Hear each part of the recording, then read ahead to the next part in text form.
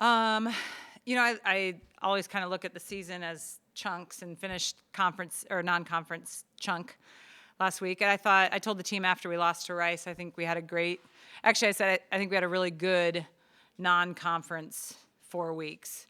The win against Rice would have made it great. And so, disappointed we weren't able to pull that out against a very good team. It was a great match.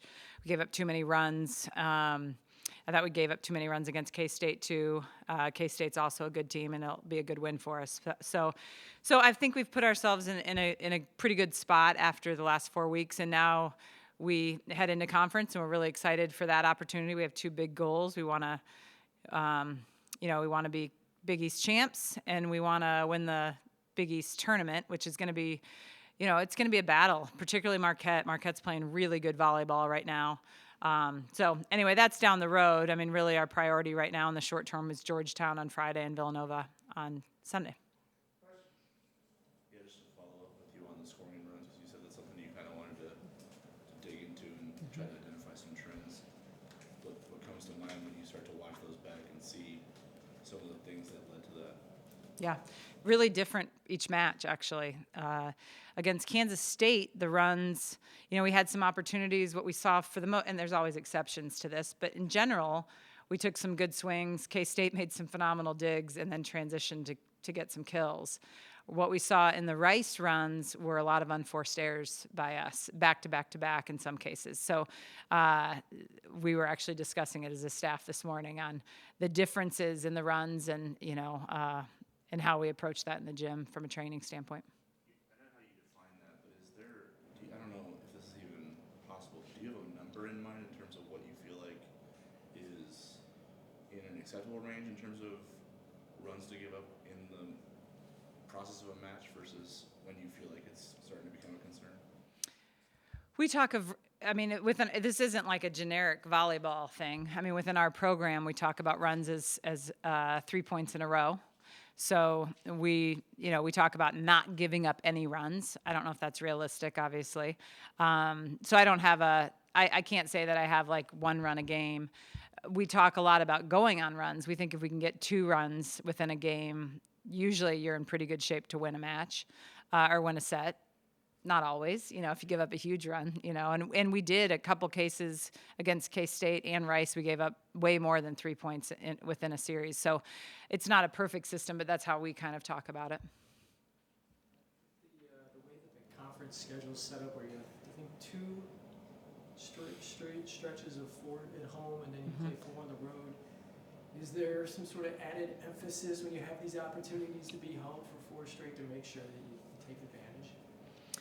We really focus on one match at a time, regardless of home or away. So we won't really talk about it as a 4-game chunk with the team. We'll talk about Georgetown, and then on Saturday, I used to approach things as kind of a weekend.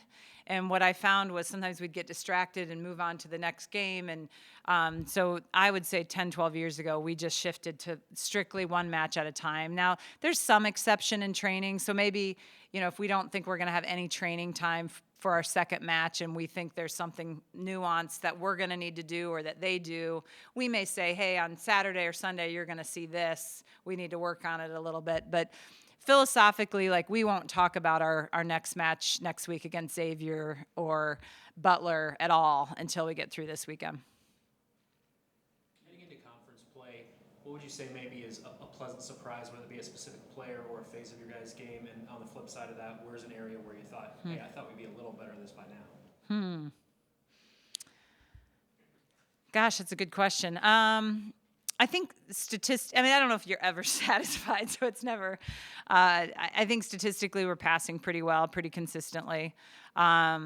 I think some of our servers are serving well. I think there's areas that we can, do better in some rotations.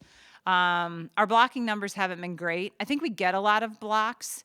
We're not terminating with those blocks. A lot of them are diggable, so that's going to be a focus actually in the next couple of days of how we place our hands to try to get ace blocks. So that's one area we've talked about. Taking risks is something that we've talked about, but it has to be smart risk, right? Like on one hand, you're like, don't make so many unforced errors, but on the other hand, we want you to go after it more. So some of that is talking out of both sides of our mouth to the team. So but I go back to this team doesn't give up. And one of the things that I talked to some players yesterday that they said was, we just feel the same no matter what. Like, it's a very even level team. There's never a sense of panic. One of them said, one of our grad transfers was like, when we were playing Nebraska, I had no idea we had 15,000 people around us. It just felt like any other match that we were just coming together with ourselves, that they don't really get rattled too much. I think to some degree, I want a little bit more urgency from them. And I think that explains maybe a little bit of our 5-game trend that we've liked to establish. So there's a balance of good and bad in all of that, and just kind of working through it. Do you think you may see some more urgency from them with conference play beginning?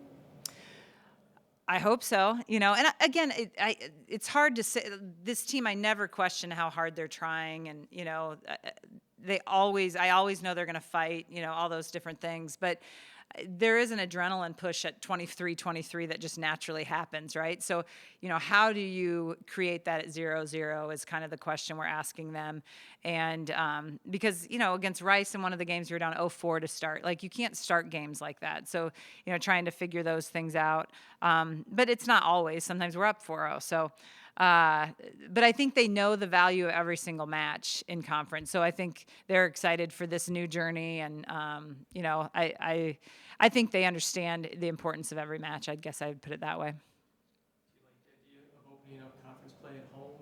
Does it matter? I like the idea of opening up conference because we were on the road the last 2 weeks. So it's really more of a travel issue. A couple years ago, we were on the road for non-con 2 weeks, and then we opened 2 weeks on the road, and then we dropped a match at the end of that, and it was just really physically taxing. So I actually like the way our schedule lays out, just because of our non-conference layout. Anything else? Thank you, guys. Oh, that's not my phone. That's Joelle's.